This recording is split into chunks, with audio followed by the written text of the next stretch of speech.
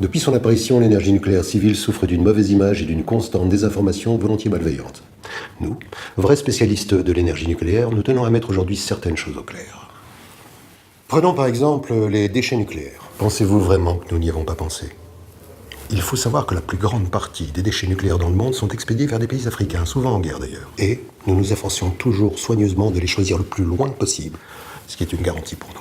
Sur place, ces déchets sont alors traités par les pays eux-mêmes de la manière dont ils le décident.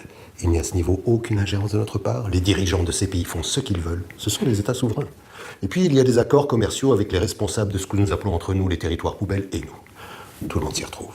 En conclusion, que l'on se rassure, la plupart des déchets sont loin, très loin de chez nous. Revenons une fois encore sur la dangerosité des déchets radioactifs. Les détracteurs du nucléaire y reviennent sans cesse. Oui, c'est vrai, ces déchets sont très dangereux. Mais soyons sérieux.